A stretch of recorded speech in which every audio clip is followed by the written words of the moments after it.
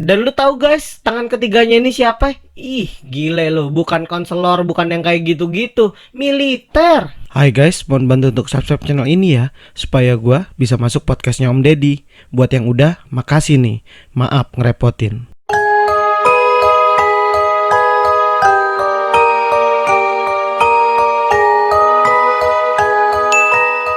Assalamualaikum warahmatullahi wabarakatuh guys. Balik lagi nih di channel kesayangan kalian, Akwilas Room. Buat kalian apa kabar semuanya? Semoga sehat selalu. Dan ingat tetap patuhi protokol kesehatan karena COVID-19 masih berada di sekitaran kita. Nah kali ini guys, seperti biasa Akwilas Room bakal ngebahas lagi nih satu kisah yang misterius ya. Cukup menyita perhatian banyak publik di Indonesia, terutama bagi teman-teman semuanya, termasuk gue juga, yang mana kita adalah buruh korporasi. Siapa lagi kalau bukan Marsina. Jadi buat kalian para pekerja yang sekarang bisa ngambil cuti tahunan, cuti sakit, cuti melahirkan, menyusui dan sebagainya, terus juga dapat tunjangan hari raya, terus dapat bonus ini, bonus itu, ya nggak lain nggak bukan, salah satunya ya sedikit banyaknya itu atas jasanya dari Mbak Marsina ini kasusnya ya. Mbak Marsina ini adalah orang yang sangat berani menuntut haknya setelah menjalankan kewajibannya. Mau masuk surga tapi kagak mau ibadah, ya susah lah. Sebelum masuk ke kronologisnya, seperti biasa Akwilas Room bakal kasih sedikit dari profilnya Mbak Marsina ini. Meluncur. Mbak Marsina ini adalah seorang gadis yang lahir pada 10 April tahun 1969 di Desa Ngelundo, Kecamatan Sukomuro, Kabupaten Nganjuk, dari pasangan yang namanya Pak Astin dan Ibu Sumini ya. Mbak Marsina ini adalah anak kedua dari 3 bersaudara guys ya. Jadi Mbak Marsina bisa dibilang punya seorang kakak namanya Marsini dan adiknya namanya Wijiati. Nah saat usianya Marsina baru menginjak usia yang ke-13 tahun nih, ibunya yaitu Ibu Sumini meninggal dunia guys. Nah semenjak ibunya Marsina ini meninggal, Marsina ini diasuh sama neneknya yaitu Nenek Paira. Nah sebenarnya Nenek Paira sendiri tinggalnya itu sama paman dan bibinya si Marsina juga ya, namanya Suraji dan Sini. Nah sementara ayahnya yaitu Pak Astin menikah lagi dengan perempuan namanya Sarini, bukan yang cetar membahana itu, bukan. Sebenarnya nggak ada yang istimewa dari masa kecilnya Marsina, dikenal sebagai gadis belia yang biasa aja. Nah pada masa itu guys ya, bekerja di usia muda itu hal yang biasa di desanya si Marsina ya guys. Nggak kayak kita gitulah ya, kecil cuman manja-manjan minta duit orang tua tapi sok kaya di sosial media. Si Marsina ini udah terbiasa banget ngebantu neneknya kalau pulang sekolah tuh dia kayak jual jagung, ngangkat gabah, kayak gitu-gitulah ya. Jadi kayak buruh upah harian gitu guys ya. Jadi Marsina ini sekolah di SD Negeri Ngelundo dan dia tuh terkenal biasa aja secara akademis sebenarnya. Tapi gurunya memuji dia dalam hal ketangkasan, kerajinan, keuletan dan selalu sifat tanggung jawabnya dia itu yang selalu terdepankan. Nah satu lagi yang membedakan Marsina dari anak-anak bocah pada umumnya ya di saat itu ya, dia ini sangat senang membaca, terutama tuh kayak koran-koran gitu ya, demen banget baca koran, jadi kayak update banget sama berita. Nah minat bacanya Marsina ini menurut pengakuan sang kakak yaitu Marsini, ini tuh terkait sama cita-citanya Marsina sejak kecil yaitu mau jadi ahli hukum. Setelah lulus dari SD Negeri Ngelundo tadi, Marsina ini sebenarnya pengen ngelanjutin di SMP negeri guys, tapi ya apa daya tidak berhasil juga dia. Akhirnya Marsina ini dibantu oleh seorang pamannya untuk masuk ke SMP Muhammadiyah. Nah di masa SMP sampai SMA-nya Marsina ini, minat bacanya Marsina ini makin meluap dan makin menjadi guys ya. Jadi dia benar-benar udah membulatkan tekadnya bahwasannya kalau gue lulus dari SMA sekarang nih gue mau masuk fakultas hukum. Tapi apa daya nggak berhasil karena faktor ekonominya dia ini nggak memadai untuk itu. Karena merasa tidak memiliki pilihan lain, akhirnya Marsina ini berangkat ke kota besar berharap bisa mengubah nasibnya sedikit demi sedikit menjadi lebih baik guys ya. Akhirnya pada tahun 1989 Marsina memberanikan diri untuk ke kota Surabaya, yang mana akhirnya di Surabaya ini Marsina ini menumpang tinggal bersama kakaknya yaitu Marsini di rumahnya Marsini yang udah berkeluarga kebetulan guys ya. Nah selama periode dia berada di Surabaya merantau mencari pekerjaan di sana ya, akhirnya Marsina pertama kali bekerja di perusahaan pabrik plastik SKW di kawasan industri Rungkut Surabaya. Gajinya bisa dibilang sangat miris sekali ya untuk saat itu, tapi ya nggak ada lagi selain itu, akhirnya dia jalanin aja. Karena gajinya nggak mencukupi buat dia pribadi ya, akhirnya si Marsina ini juga nyambi untuk jualan nasi di sekitaran pabrik tempat dia bekerja. Dan dari situlah dia juga mendapatkan penghasilan sekitar Rp150 per bungkusnya. Nah, sampai pada akhirnya di awal tahun 1992 Marsina bisa masuk kerja di PT CPS atau PT Catur Putra Surya. PT CPS adalah PT yang bergerak dalam bidang produksi arloji di sekitaran Rungkut Surabaya Surabaya guys ya. Nah dari sinilah kasusnya Marsina ini dimulai.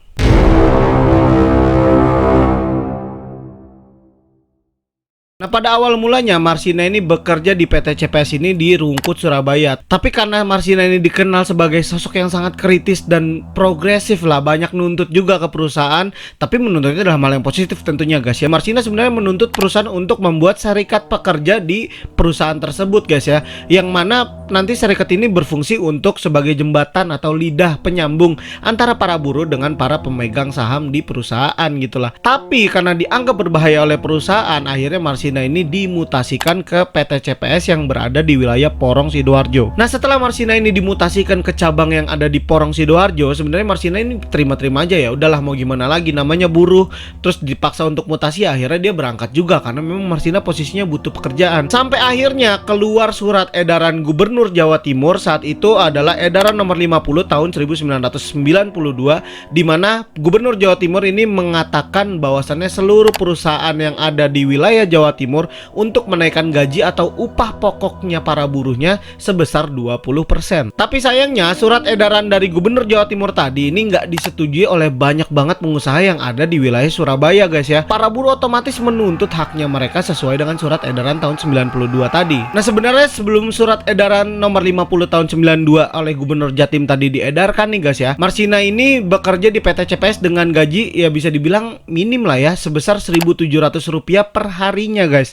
Dan itu tuh kalau lu nggak masuk kerja, lu nggak dihitung dapat gaji 1.700 tadi, bener-bener hilang tuh gaji gitu loh. Kalau gaji Marsina sebelumnya adalah 1.700 per hari, maka otomatis harusnya gaji Marsina ini akan naik sebesar 20% menjadi Rp2.250 per harinya. Nah karena dirasa PT CPS ini tidak memberikan angin segar untuk para karyawannya yang saat itu berjumlah sekitar 200 orang, akhirnya pada tanggal 3 Mei 1993 sebanyak 150 buruhnya si PT CPS ini melakukan yang namanya mogok kerja. Kagak mau kerja deh ibaratnya mah. Nah lu bayangin dah tuh ya guys ya, para senior kita di zaman-zaman bahla itu ya sampai mogok kerja cuma hanya karena ingin menaikkan taraf hidup kesejahteraan mereka sebesar 550 perak ya, rupiah per harinya guys ya. Gimana ya, kita harus banyak-banyak bersyukur lah dengan keadaan kita yang sekarang. Apalagi di masa pandemi ini lu masih kerja, masih digaji secara normal, itu udah bersyukur alhamdulillah banget.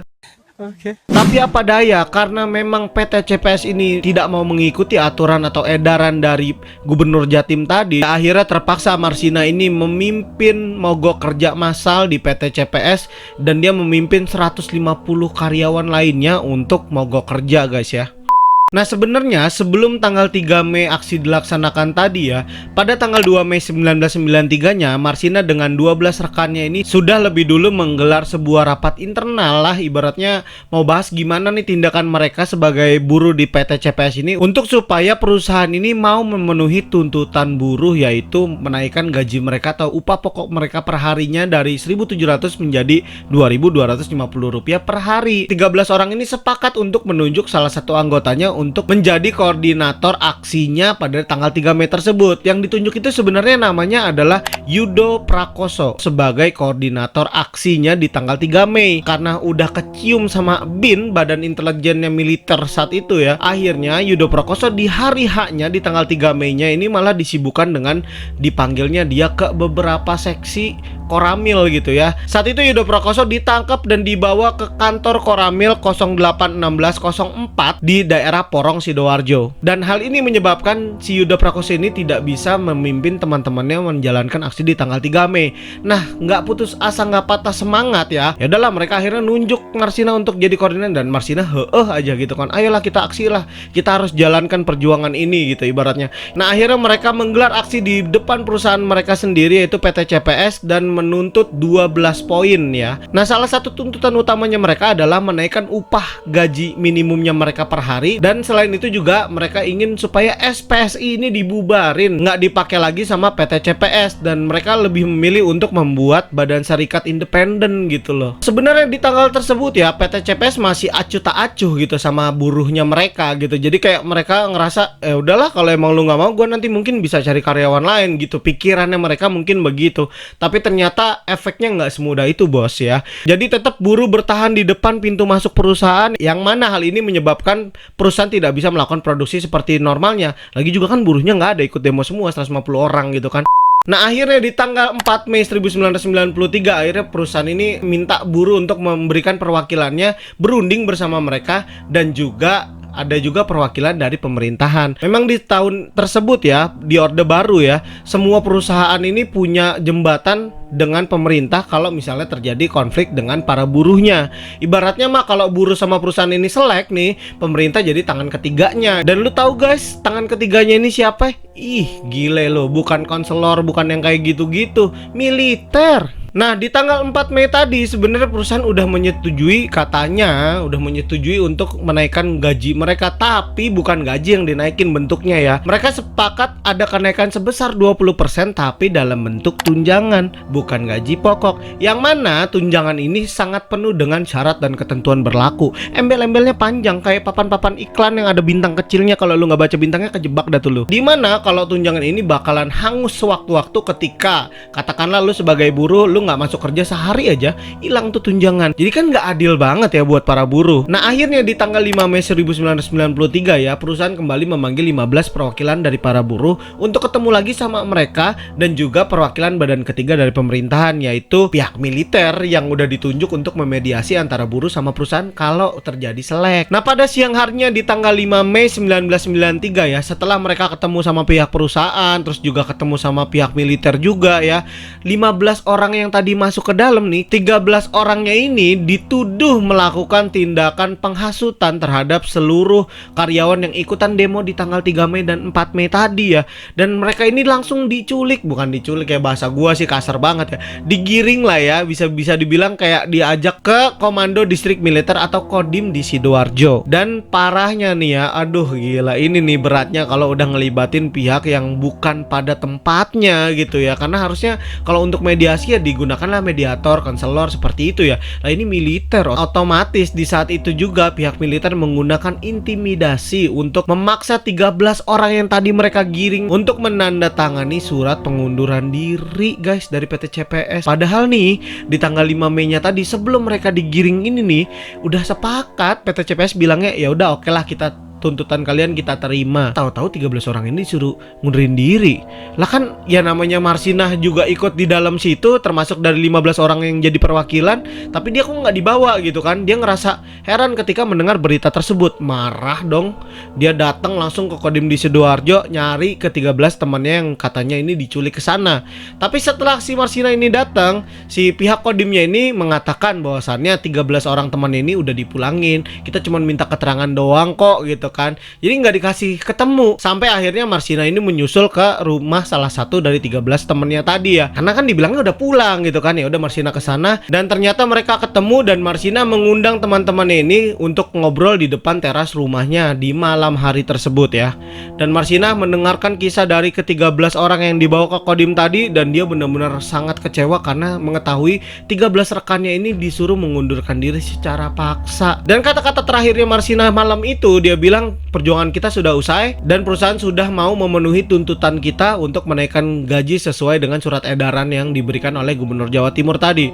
Jadi dia bilang sini minta salinan surat pengunduran diri kalian nih. Ke-13 teman-teman ini dikumpulin sama dia surat pengunduran dirinya, dan dia bilang dia akan minta bantuan dari salah seorang kerabatnya di Sidoarjo supaya ke-13 rekannya ini tidak jadi dipaksa mengundurkan diri dari PT CPS. Sampai akhirnya sekitar pukul 10 malam hari itu teman-temannya ini pada pamit pulang lah dari rumahnya Marsinah. Pulang ya, udah malam gitu kan, udah pulang satu-satu. Dan Marsinah ini bergegas untuk menemui kerabatnya di Sidoarjo yang mau minta tolong tadi kan ya. Udah berangkat aja tuh di malam hari tersebut. Dan ternyata malam hari tersebut adalah malam terakhir teman-temannya Marsinah melihat keberadaannya Marsinah. Dan Marsinah dinyatakan hilang sejak tanggal 6, 7, dan 8 Mei tahun 1993.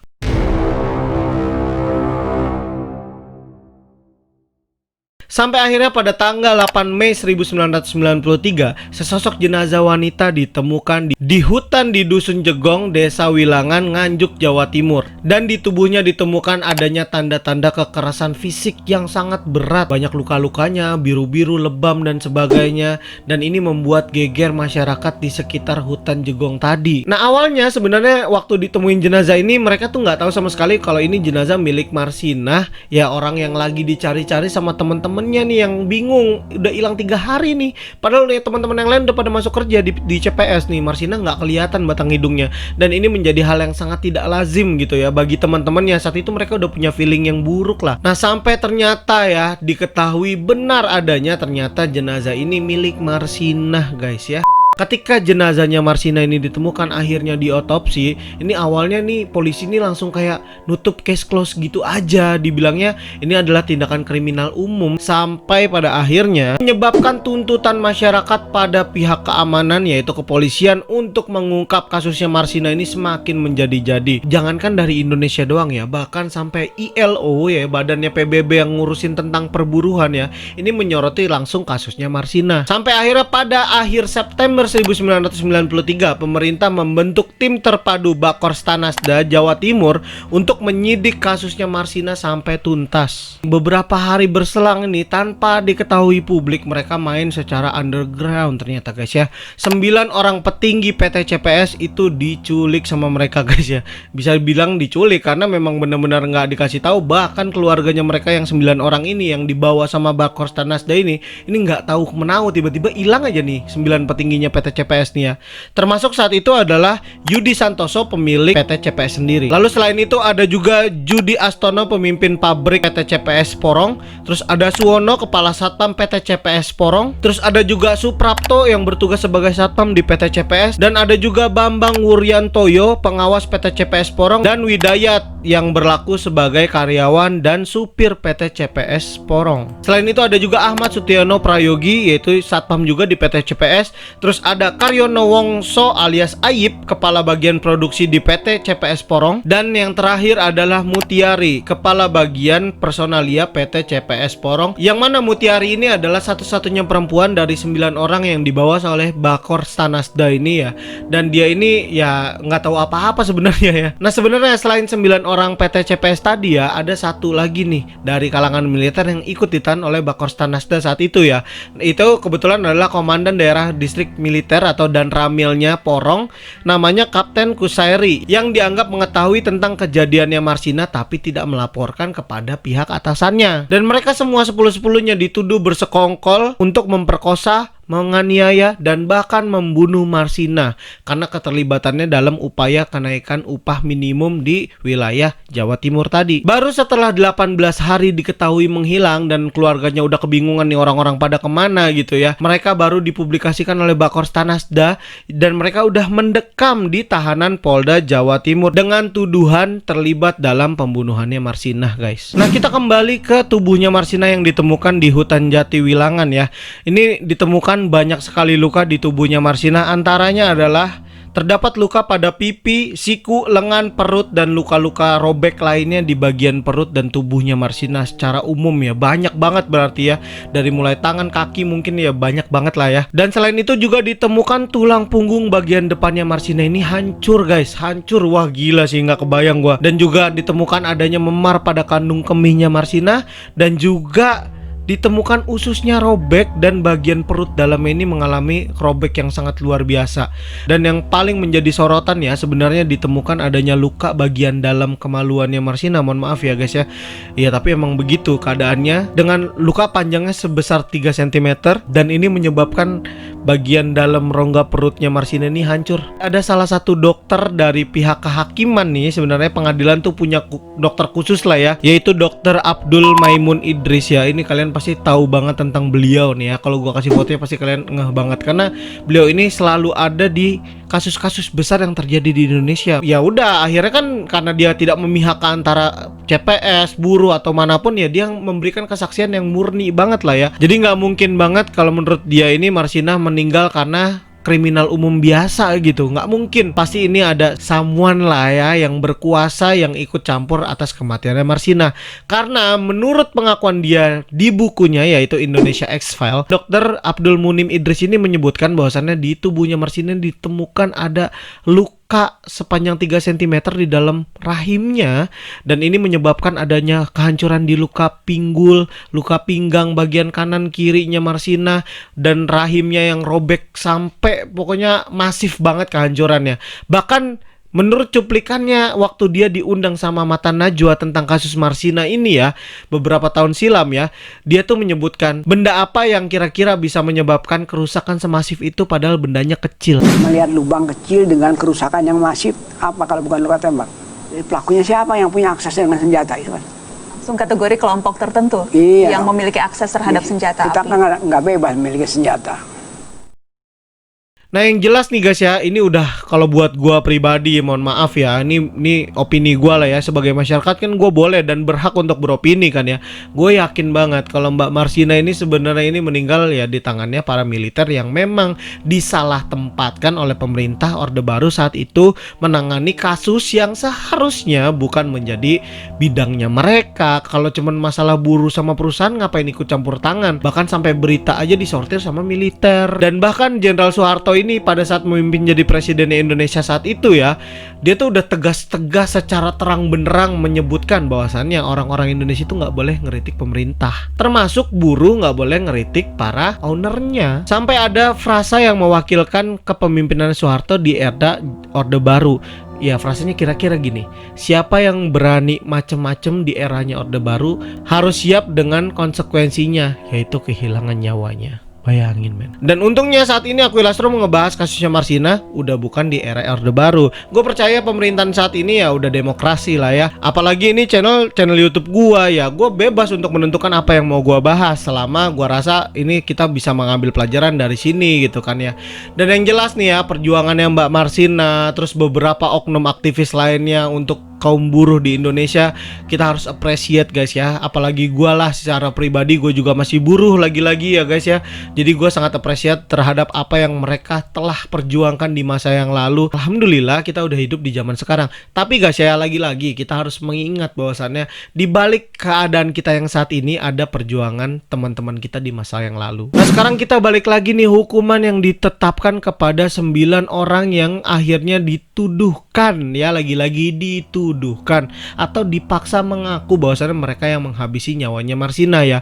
Ya mereka ada yang dihukum 13 tahun penjara, ada yang dihukum 8 tahun, 12 tahun. Nah bahkan ada yang cuma 7 bulan, yaitu Mbak Muntari ya, dimana dia dianggap ya kepala personalia doang gitu. Dia dianggap cuma tahu mereka merencanakan pembunuhan dan dia membiarkan hal itu terjadi gitu. Padahal guys, lagi-lagi ya, mereka nih bener-bener kayak ya dikambing hitam kan bisa dibilang gitu. Sampai saat ini ya udah 27 tahun kasusnya Mbak Marsina ya, belum juga terungkap guys.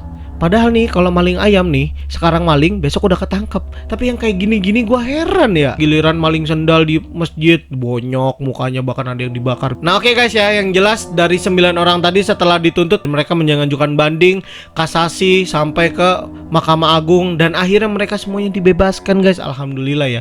Karena memang sebenarnya mereka ini sama sekali nggak terbukti bersalah, nggak ada bukti yang bisa menyangkutkan mereka dengan itu, kecuali ya mereka benar-benar emang dipaksa untuk mengakui seolah-olah mereka merekayasa kematiannya Marsina ini. Ini kan kurang ajar ya, yang berbuat sape yang dituntut sape gitu kan ya. Tapi yang jelas guys ya, gue percaya kalau sekarang mungkin pelakunya masih belum ketangkap, masih enak-enakan di luar sana, bahkan mungkin beranak pinak, dan anak-anaknya juga enak-enakan dengan hasil apa yang dilakukannya oleh capek. Buat para pelakunya guys ya, mungkin kalian bisa lolos di dunia ini, mungkin kalian bisa nggak kejerat hukum di dunia ini, tapi ingat, lu bakalan nyusul juga, mati, masuk kuburan, masuk alam barja, diadilin, dan nggak ada yang bisa lolos dari hukum akhirat. Ingat itu guys ya. Oke guys, mungkin gitu aja yang bisa aku Ilastro bahas kali ini di kasusnya Marsina. Gue mau ngucapin banyak terima kasih buat kalian yang udah nonton videonya aku Ilastro dari awal sampai akhir. Ya gue doain aja dah buat kalian ya yang belum subscribe juga nih, dibukain pintu hatinya supaya mau nge-subscribe channelnya Aquilas Room. Lagi juga kan nge-subscribe channel kita kan kagak ada ruginya ya, gratis juga, kagak disuruh bayar. Lah gue kan cuma ngarepin AdSense, ntar itu juga kalau sekarang kan belum ada. Jadi kadang gue cuap-cuap mulu ini, buset deh ya, pegel. Dan tanpa banyak basa-basi lagi, gue mau ngucapin banyak makasih sekali lagi dan see you on next video.